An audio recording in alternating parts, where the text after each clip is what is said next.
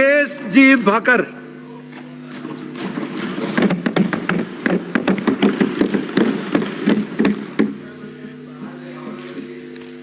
नई ऊर्जा से हैं। माननीय सभापति महोदय, मैं आपका धन्यवाद देना चाहूंगा कि आपने इस राज्यपाल के अभिभाषण पर मुझे बोलने का मौका दिया। और मेरे जो सामने सदस्य बैठे हैं सत्ता पक्ष के लोग, वो इस बात पे खुश है कि 6 महीने का सस्पेंशन हुआ, और वापस तो 6 महीने होने के बाद ही आया हूं मैं सदन में, उसमें कोई आपकी कोई बहादुरी नहीं है। तो सभापति महोदय कि हम वो लोग हैं जो संविधान का और इस चेयर का हमेशा जिन्होंने सम्मान किया है। हम लोग बाबा साहब अंबेडकर के उस संविधान को मानते हैं जिसमें ये चेयर इस सदन नहीं पूरे राजस्थान के लोगों की उम्मीदों की आकांक्षा है। और ये सब दुर्भाग्यपूर्ण घटना क्यों घटी, ये सारा गतिरोध क्यों हुआ? क्योंकि मेरे जो सामने सत्ता पक्ष के लोग बैठे हैं, ये ना जनता की उम्मीदों पे खरा उतर पा रहे और ना इनके मंत्री इस सदन में जवाब दे पा रहे, और उनके बचाव में स्पीकर साहब को आना पड़ा और उसकी वजह से मेरी सस्पेंशन हुई। और सभापति महोदय, ये तो शहादत है, ये तो जिंदा लोगों के हिस्से में आती है। तो ऐसा सस्पेंशन अगर जनता की आवाज उठाने के लिए मेरा बार बार हुआ तो भी मैं उस आवाज को उठाता रहूंगा। इस बात को इस सदन में रखना चाहता हूं। और आज इस राज्यपाल के अभिभाषण पर बोलने का मौका दिया, ये किताब मेरे हाथ में है और मुझे अफसोस है कि जो भारतीय जनता पार्टी के लोग, जिनकी छवि ये बनी हुई है कि झूठे भाषण दो, झूठे वादे करो, बार बार करो ताकि जनता उनके बहकावे में आ सके।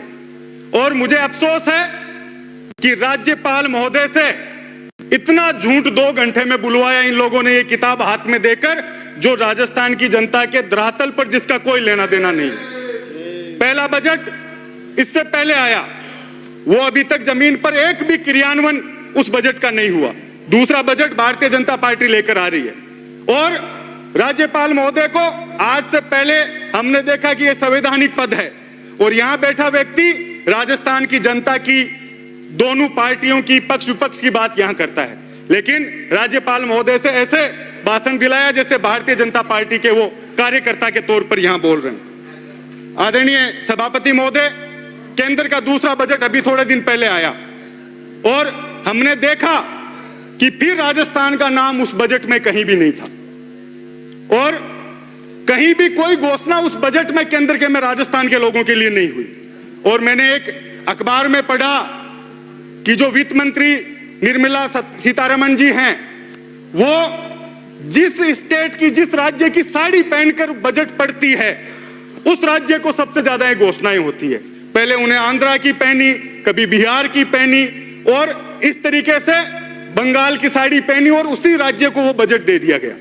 तो मैं, हमारी वित्त मंत्री सम्मानीय दिया कुमारी जी, वो भी महिला है, मैं उनसे निवेदन करता हूं कि 1-2 साड़ी आप उनको देकर आए ताकि राजस्थान का याद उनको रहे जब वो बजट पढ़े, एक आध घोषणा इस राजस्थान की जनता के लिए हो सके।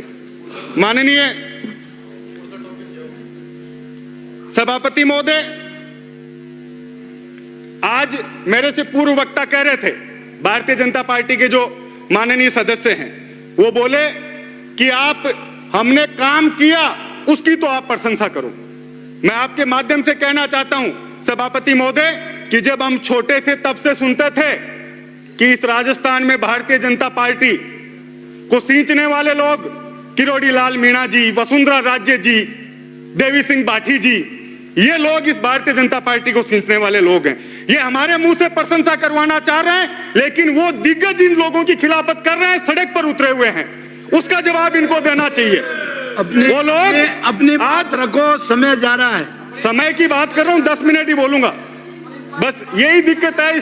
हमें इनको प्रोटेक्ट करने के चक्कर में ये सब गतिरोध बढ़ रहा है। तो ये सारे लोग आप लोगों की बुराई कर रहे हैं, हमारे मुंह से आप लोग क्यों बढ़ाई करवाना चाह रहे हैं और क्यों हम करेंगे?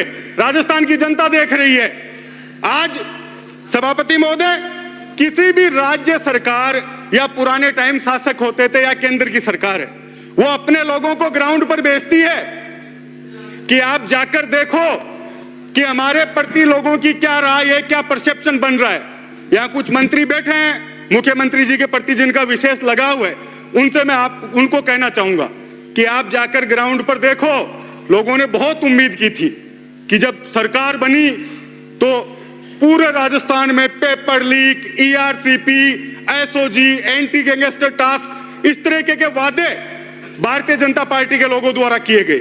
और आज जब इन्होंने कहा हम मगरमच्छ पकड़ेंगे, पेपर लीक हो गया, हम राजस्थान के युवाओं को उसका न्याय देंगे, और अभी इस अभिभाषण में लिखा है कि हमने 100 मुकदमे दर्ज किए और 260 लोगों को गिरफ्तार किया है।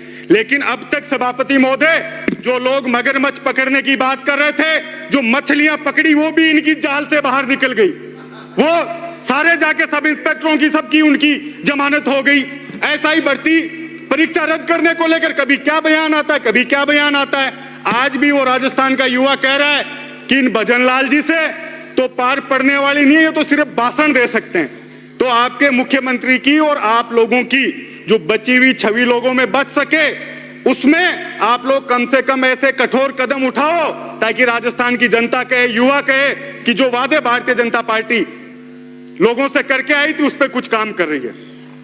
आदरणीय सभापति महोदय, इसमें बजट में बात हुई, इस अभिभाषण में बात हुई कि पूर्ववर्ती सरकार ने बिजली व्यवस्था खराब कर दी राजस्थान की।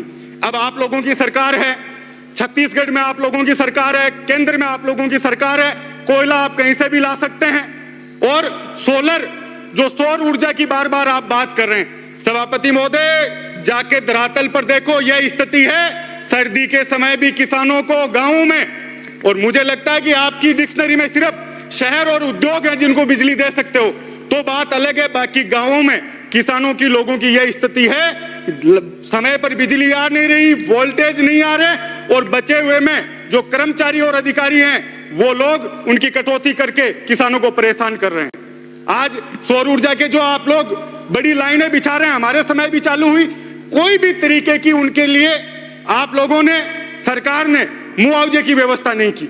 एक किसान है जिसका 1 बीघा का खेत है, 2 बीघा का खेत है, और वहां से लाइन जा रही है, बड़ी लाइन, उनके लिए मुआवजे की व्यवस्था आप लोग प्रॉपर इस सदन से करवाएं, ये मांग आप लोगों से मैं करना चाहता हूं। माननीय सभापति महोदय,